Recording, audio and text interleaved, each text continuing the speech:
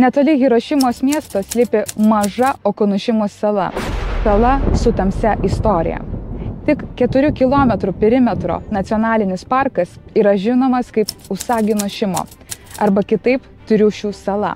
Šioje saloje gyvena beveik 1000 laukinių triušių ir šie triušiai yra be galo draugiški. Tačiau jų kilmės istorija išlieka didelė paslaptimi. Viena iš teorijų teigia, kad šių triušių protėviai buvo naudojami pirmiesiems eksperimentams su cheminiais ginklais atlikti, kuomet Okunošima buvo aktyvia cheminių ginklų gamybos vieta. Nenuostabu, kad tuo laikotarpiu japonai ištrynė šią salą iš pasaulio žemėlapių ir ji tapo didžiausia nacionalinė paslaptimi. Taigi ši paskaita bus apie triušių salos istoriją, pradedant cheminiais ginklais, baigiant ugnies bombomis Fugo.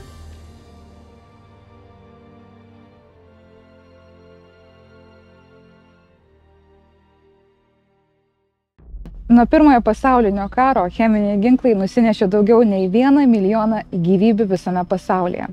Todėl 1925 metais Ženevos protokolas uždraudė naudoti biologinius ir cheminius ginklus karo metu. Tačiau Antrojo pasaulinio karo metais Okunošimos saloje buvo atidaryta gamykla, kurioje buvo gaminami ir testuojami cheminiai ginklai, cheminės dujos. Tai tapo didžiausia cheminių dujų gamykla visoje Azijoje.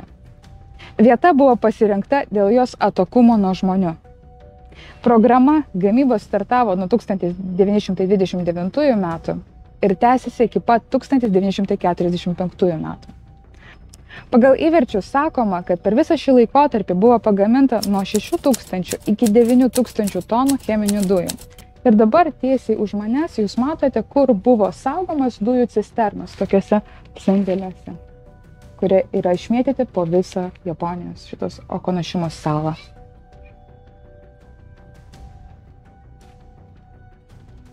Šioje saloje buvo gaminamos garstyčių ir ašarinės dujos, o vėliau ir fosgenas. 1 gramas garstyčių dujų gali nužudyti, o 10 tonų gali nužudyti visus Tokijaus gyventojus. Garstyčių dujos kitaip yra vadinamas ipritas. Tai yra aukščiausios pavojingumo klasės cheminis ginklas, kuris yra bekvapis, bespalvis ir lakus. Bet dažniausiai kaip ginklas jis nėra toks grynas. Ir daugybė priemaišų nulėmė tai, kad atsiranda toks geltonumas ir garstyčių kvapas. Tai ir nulėmė šį pavadinimą kaip garstyčių dujos. O vat fosgenas yra 3,5 karto sunkesnis už orą ir kaupiasi žemumose, duobėse ir dažniausiai yra naudojamas tam, kad išstumtų kariškius iš apkasų. Saugiausia šiame visame sąraše atrodo ašarinės dujos, kurios sukelia ašarojimą, yra naudojamos dažniausiai raminant riaušes, kaip savigyna ar netgi treniruočių metu. Pagrindiniai fizikos aspektai yra paskleidimas ir dispersija. Būtent dėl to jie dažnai naudojami kaip dujos arba aerozoliai. Taip jie greitai plinta ore ir pasiekia didelės trajektorijas. Molekulės juda iš didelės koncentracijos zonos į mažesnės koncentracijos zonas, paskleisdamos ore arba kitose terpėse. Taigi vyksta difuzijos procesas. Na ir archimediškojo plūdrumo išmanymas padeda, nes kai dujos yra lengvesnės už orą, pavyzdžiui fosgenas, jos kyla aukštyn, o kai jos yra sunkesnės, pavyzdžiui ipritas, jos yra linkusios nusėsti žemai apkasuose. Be to, čia taip pat buvo gaminamas Japonijoje sukurtas degusis ginklas vadinamas balioninė bomba, tai yra ugnies balionas Fugo.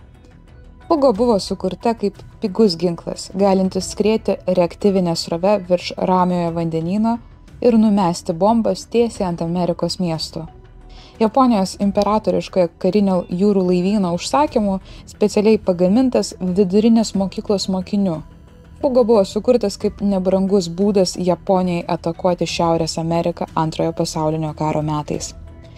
Fugo buvo pagaminta iš vaškuoto ir lakuoto popieriaus, suklijuota klijais ir paleista tiesiai reaktyvinį srautą. Taigi Fugo bombų fizika remiasi paprastų principų. Helio pripildytas balionas, pakilęs į reikiamą aukštį, neša sprogmenis vėjo srovėmis per ramųjį vandenyną. Helis yra lengvesnis už orą ir tai leidžia balionui pakilti į didelį aukštį ir pasiekti net stratosferą. o stratosferos vėjai yra stabilūs ir stiprūs, jie gali pernešti balionus dideliais atstumais. Ir žinoma, šie balionai turėjo aukščio reguliavimo mechanizmą, kad išlaikytų šią optimalią trajektoriją, numetant smėlio balastus. Fugobombos tapo pirmosiomis tarpžeminėmis atakos priemonėmis. Aukščiui valdyti buvo panaudota sumani barometrų ir smėlio maišų balasto sistema. Barometrinis jungiklis, matuojantis atmosferos slėgį, nustatydavo baliono aukštį. Jei balionas nukristų kiek žemiau tam tikro aukščio, barometrinis jungiklis suaktyvintų smėlio maišo balastą, naudodamas mažus elektrą valdomus saugiklius. Nors tuometinis Jungtinių Amerikos valstijų prezidentas Franklinas Rooseveltas daugelį kartų jau minėjo, kad cheminio ginklo naudojimas yra tiesiog amoralus, Japonijos imperatoriškoji kariuomenė vis tiek jį naudojo ir gan gausiai kare su Kinija. Skaičiuojama, kad nuo 1937 iki pat 1945 metų šis cheminis ginklas buvo panaudotas daugiau negu 2000 kartų. Ir Kinijos kariuomenė nebuvo tiek pažengusi technologiškai, kad galėtų kaip nors su to susidoroti. Taip. Tai 1942 metais Rooseveltas padarė viešą įspėjimą Japonijos imperatoriškai kariuomeniai, kad jeigu taip tęsis ir toliau, ir šis ginklas bus naudojamas ne tik tais kare su Kinija, bet ir su bet kuria kita šalimi, tai bus atskaityta kaip tikra grėsmė prieš visas Jungtinės Amerikos valstijas ir prieš bet kokią tautą ir bus imtasi griežtų atsakomųjų priemonių. Ir šis įspėjimas iš tikrųjų suveikė. Nuodingųjų dujų muziejus buvo pastatytas 1988-aisiais, siekiant perteikti faktą, kad Okunošimoje buvo gaminamos nuodingosios dujos. Okunošimos muziejuje eksponuojami guminiai kostiumai, dujokaukės, pirštinės ir batai, kuriuos dėvėjo darbininkai. Jie nebuvo visiškai sandarūs, todėl nuodingosios medžiagos prasiskverbdavo vidun ir pažeisdavo odą, akis bei gerklę. Daugelis darbininkų nukentėjo nuo savo pačių kuriamų cheminių medžiagų poveikio. Darbuotojai su apsauginiais kostiumais judėjo po pastatus dažnai net nežinodami, kad medžiagos, su kuriomis jie dirbo, lėtai juos nuodijo. Didžiausia salos nuodingųjų dujų saugykla yra Nagaura nuodingųjų dujų sandėlys, kuriame buvo 6 kambariai, kiekvienas laikantis apie 100 tonų nuodingųjų dujų. Po karo saugykla buvo sunaikinta liepsnosvaidžiais, siekiant pašalinti visą toksiškumą. Po karo amerikiečių pajėgos aptiko gamyklą, tačiau vietoj to, kad jie naudotų kaip įrodymą, sunaikino visus dokumentus susijusius su Japonijos cheminių ginklų programa. Japonija oficialiai pripažino gamyklos egzistavimą tik 1988 metais. Tuo tarpu sala buvo palikta nykti. Bet kaip ji atgimė ir tapo turistų lankomiausia vieta? Dėl triušių. Triušiai eksperimentuose naudojami praktiniais, o ne moksliniais sumetimais. Jie yra maži, paprastai paklusnus, lengvai suvaldomi, pigūs prižiūrėti ir lengvai veisiami. Yra kelios konkuruojančios teorijos apie tai, kaip triušiai pirmą kartą atsidūrė Okunošimoje ir kiekviena turi savo aistringų šalininkų.